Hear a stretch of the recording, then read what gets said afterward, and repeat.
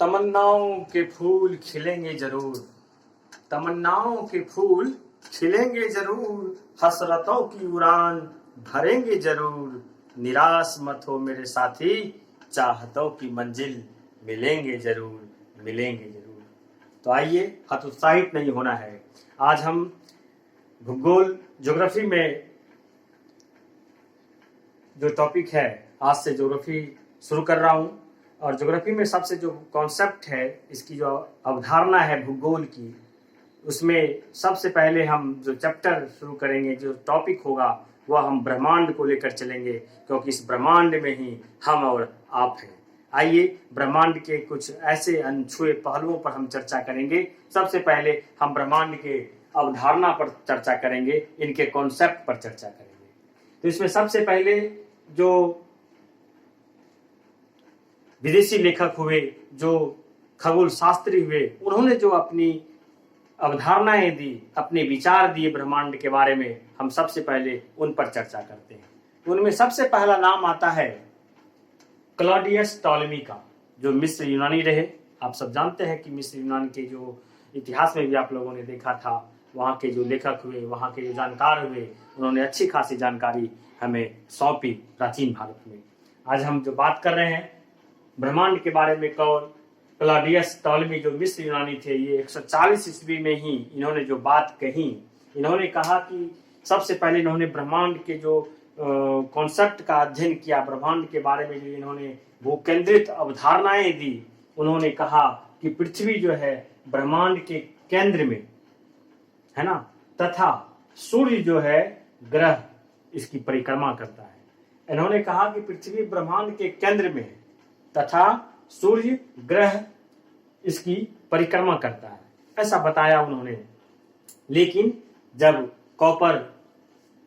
Nicholas Copernicus ने जब इसकी बात की, जो पोलैंड के निवासी थे, इन्होंने 1543 ईस्वी में अपनी पुस्तक कॉमेंट्री ओलस में यह जिक्र किया कि ब्रह्मांड के केंद्र में पृथ्वी नहीं अपितु सूर्य है।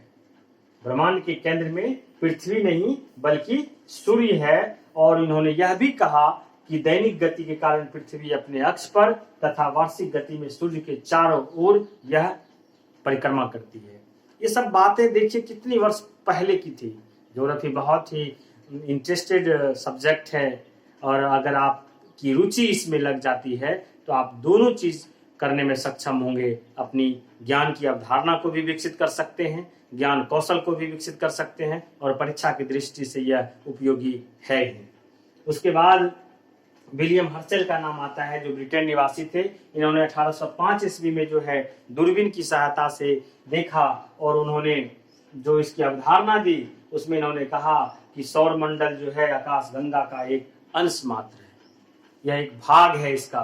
फिर इसके बाद जब हम बात करें एडविन पावेल हब्बल की, जो अमेरिका निवासी थे, उन्होंने 1925 ईस्वी में जो अवधारणाएं दी ब्रह्मांड के बारे में, जो अपनी राय दिए, इन्होंने कहा कि ब्रह्मांड का व्यास जो है 250 प्रकाश वर्ष है और लाखों आकाश गंगाएं हैं साथ ही। और इन्होंने यह भी कहा कि ब्रह्मांड का विकास निरंतर जारी है। इसका प्रमाण है कि आकाश गंगा अभी भी बनते जा रहे हैं। और वारामिहिर, जो कि वारामिहिर का नाम आप जानते हैं, यह भारत के निवासी रहे, और ये 6ठी शताब्दी, सोच लीजिए कितना पहले की बात है, 6ठी शताब्दी में ही जो है कॉपरनिकस, यानी कि इस कॉपरनिकस 1543 ईस्वी से 1000 वर्ष पहले ही यह बात को बता दिया था कि चंद्रमा पृथ्वी की परिक्रमा करता है और पृथ्वी जो है सूर्य की परिक्रमा करता है, जो आज सत्य है। तो यह वारामिहिर 6ठी शताब्दी में जो भारत निवासी थे, इन्होंने यह अवधारणा दिया। उसके बाद जर्मन गणितज्ञ और खगोल शास्त्री हुए जोहान्स केपलर का प्रभाव भी आप लोग पढ़े होंगे, जो 1571 से 1630 ईस्वी में इसका कार्यकाल रहा। इन्होंने ग्रह के गति संबंधी कुछ नियम दिए, और ग्रह के गति संबंधी नियम केपलर प्रभाव के भी नाम से जाना जाता है। और इन्होंने जो नियम दिया, इस नियम से सर आइजैक न्यूटन साहब को बहुत फायदा हुआ। वही सर आइजैक न्यूटन साहब जिनकी एक पुस्तक है प्रिंसिपिया, जिसमें इन्होंने गति संबंधी वर्णन का भी जिक्र किया है। और इसका जो न्यूटन ने जो सार्वत्रिक गुरुत्वाकर्षण दिया, यूनिवर्सल ग्रेविटेशन का जो लॉ दिया, यह आधार उन्हीं का था। किनका? केपलर का। तो इस प्रकार एक खोज के बाद कई खोजें होते रहे। तो अभी हम ब्रह्मांड के जो इस महत्वपूर्ण कुछ अवधारणाओं पर चर्चा किया, किस खगोल शास्त्री ने क्या कहा। अब आइए हम कुछ सिद्धांत पर चर्चा करते हैं। आखिर जो है या किस सिद्धांत पर हमारा पृथ्वी आज इतना जो है हम लोग जो है इस पर रह रहे हैं, सारे वातावरण, सारे चीज़ों को हम लुत्फ उठा रहे हैं, इनका क्या रहा, किस तरह से ये हमारे पास हम इसका उपभोग करने में सक्षम हैं। तो आइए इनके सिद्धांतों में 3 सिद्धांत आते हैं, जिसमें कि जो प्रमुख सिद्धांत है हम उस पर चर्चा करेंगे। 3 सिद्धांतों में जो है महाविस्फोट सिद्धांत बहुत ही महत्वपूर्ण है, जिसे बिग बैंग के नाम से जाना जाता है। बिग बैंग थ्योरी, जिस पर कि हम चर्चा करेंगे। और साम्यावस्था सिद्धांत जो है, स्टेडी स्टेट थ्योरी, जो थॉमस गोल्ड एवं हरमन बॉडी ने दिया, यह वस्तुनिष्ठ प्रश्न के लिए बहुत ही महत्वपूर्ण है। और दोलन सिद्धांत भी हमें देखने को मिलता है, जिसे कि प्लस्टेटिंग यूनिवर्स थ्योरी कहते हैं। ये डॉक्टर एलन संडेज ने इसको प्रतिपादित किया। अब हम बात करेंगे महाविस्फोट सिद्धांत की। ये महाविस्फोट सिद्धांत क्या है, बिग बैंग थ्योरी है क्या? तो सबसे पहले आप ये जान लें कि इस थ्योरी को जो है जॉर्ज लेमेत्रे ने दिया था 1927 ईस्वी में। अब ये जॉर्ज लेमेत्रे है कौन? 1927 ईस्वी में इन्होंने इसको प्रतिपादित किया। और ये बेल्जियम निवासी थे, जो पेशे से खगोल शास्त्री और पादरी थे। और इन्होंने जो बिग बैंग का सिद्धांत दिया, बड़ा ही रोचक सिद्धांत दिया, और आज भी इस सिद्धांत को स्वीकारा जाता है और हम इसी पर कार्य कर रहे हैं। तो इसके अंदर इन्होंने बताया कि विस्तारित ब्रह्मांड की जो इन्होंने परिकल्पना की जॉर्ज लेमेत्रे ने, ये सबसे पहले क्या किए कि 1967 ईस्वी में रॉबर्ट जो है रॉबर्ट वेगेनर ने भी इस पर कार्य किया था।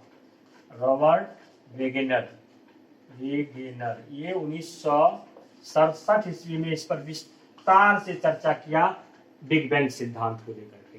और इस सिद्धांत के अनुसार यह कहा जाता है कि ब्रह्मांड एक विशालकाय पिंड था, और जो कि अग्निपिंड था, दहकता हुआ गोला था। और ये करीब आज से 15 अरब वर्ष पहले की बात है, जब यह एक दहकता गोला था। और बाद में जो क्या हुआ कि इसमें अचानक सडनली ऐसा विस्फोट हुआ होगा किसी कारणवश, और जब वह विस्फोट होने के बाद जो है ये कई प्रकार के पिंडों में टुकड़े टुकड़े हो गए, खंडित हो गए, यह टूट गए। और यही टुकड़ा जो है इन फ्यूचर कालांतर में जो है क्या, इनके चारों ओर जो है इस टुकड़े जो टूटे, बिग बैंग से जो कई टुकड़े टूटने के बाद ये टुकड़े बने, इस टुकड़े से जो पदार्थों के जो चारों ओर जो एक समान पदार्थों का जमाव हुआ, समान पदार्थों के बीच में जो एक प्रकार से जमाव हुआ, और वही फिर धीरे धीरे आकार में वृद्धि होते गए, और आकाश गंगा जैसे विशालकाय पिंडों का निर्माण हुआ। और फिर वो आकाश गंगा, आज भी आकाश गंगा का बनना जारी है, जो तारों का एक समूह है आकाश गंगा, जिसे गैलेक्सी भी कहते हैं, यह आज भी जारी है। इसलिए कहते हैं कि अभी भी जो है विस्फोट होता रहा होगा, और यह कालांतर में जारी रहेगा। इसके बाद जो है फिर कई विस्फोट हुए होंगे, जिससे पदार्थों का समूहन हुआ होगा, और ग्रह तथा उपग्रह का निर्माण हुआ होगा। इसके बाद जो है फिर विस्फोट हुए होंगे, ये विस्फोट जारी है, फिर तारों का निर्माण हुआ होगा, फिर कई असंख्य आकाश गंगाओं, असंख्य खगोलीय पिंड का निर्माण हुआ होगा। ऐसा बिग बैंग सिद्धांत का मानना है, और उसका सिद्धांत है, थ्योरी है। इसी प्रकार विस्फोट होते रहे, कालांतर में ग्रह, उपग्रह आदि आकाशीय पिंड का निर्माण होता रहा, और आज भी आकाश गंगा बनता ही जा रहा है। उसके बाद अब बात करते हैं कि आज वर्तमान स्थिति में जो है, आधुनिक परिप्रेक्ष्य में जो है, इसके बिग बैंग सिद्धांत पर जो है लार्ज हैड्रन कोलाइपर तथा बिग बैंग, इसको समझना भी आप जरूर कर लें। ये क्योंकि यह कुछ दिन पहले, ये 2010 की बात है, जब सर्न, जो कि European centre for nuclear research है ना, ये जो है इसको सर्न के नाम से जाना गया। उन्होंने 30 मार्च 2010 को जेनेवा में 100 फीट नीचे, जमीन के 100 फीट नीचे और 27 किलोमीटर लंबे सुरंग में जो है इस बिग बैंग को दोहराना चाहा। इसमें इन्होंने क्या किया कि प्रोटीन यानी प्रोटॉन बीमों को प्रकाश की गति से, प्रकाश की जो वेलोसिटी है 3 लाख किलोमीटर पर सेकेंड, उस वेलोसिटी से इन्होंने उसको हिग्स बोसोन का निर्माण करने की चेष्टा की, कोशिश की। और ये जो प्रोटॉन बीमों को जो उन्होंने प्रकाश की गति से टकराने की कोशिश किया, जिससे कि हिग्स बोसन का निर्माण हुआ। और उसी निर्माण को हम कभी क्या डार्क मैटर के नाम से, डार्क एनर्जी के नाम से, वन मोर डायमेंशन के नाम से, और इतना ही नहीं गॉड पार्टिकल नाम से भी जानते हैं। गॉड पार्टिकल नाम को जो है हिग्स बोसोन को जो गॉड पार्टिकल नाम दिया, यह कोई साधारण व्यक्ति नहीं थे, ये लियोन लेडरमैन थे, जिसे नोबेल पुरस्कार से भी नवाजा गया। इतना ही नहीं कि गॉड पार्टिकल के बारे में और हम विशेष चर्चा आगे की कक्षा में करेंगे। आज तो सिर्फ ब्रह्मांड का एक इंट्रोडक्शन था। और इसके बाद जो है सर्न में है ना, जो प्रयोगशाला बनाया गया था पृथ्वी से के नीचे 100 फीट नीचे और 27 किलोमीटर लंबे उस सुरंग में जो वह प्रयोग किया गया था, LHC लार्ज हेड्रॉन कोलाइडर नाम दिया गया था इसको LHC आप नाम याद रखेंगे, लार्ज हेड्रॉन कोलाइडर। इसको जो है जब यह सफलता प्राप्त हुआ, इनको गॉड पार्टिकल और जो उन्होंने इसमें सर्च किया, इसमें जो उसको सफलता प्राप्त की, जो खोज करने में ये जो सफल रहे, फिर LHC को जो है 14 फरवरी 2013 को इसको बंद कर दिया गया था। फिर फरवरी में जो है जून 15 में इसको फिर जो है ओपन किया गया, जून 2015 को। इस प्रकार जो है ब्रह्मांड का जो इंट्रोडक्शन है, सर्न के बारे में एक छोटा सा वीडियो मैं बनाऊंगा, जिसको कि आप देख करके सर्न क्या है उस पर आप विचार कर सकते हैं। तो जो ज्योग्राफी का क्लास आज से शुरू होता है, और इसमें निश्चित रूप से एकदम छोटे छोटे टुकड़ों में आसान भाषाओं में हम आप तक पहुंचाने का कार्य करेंगे। और तब तक आपका स्नेह और प्यार मिलता रहे, और वीडियो को लाइक, कमेंट और शेयर करें, और अपनी सलाह जरूर कमेंट बॉक्स में दें। धन्यवाद।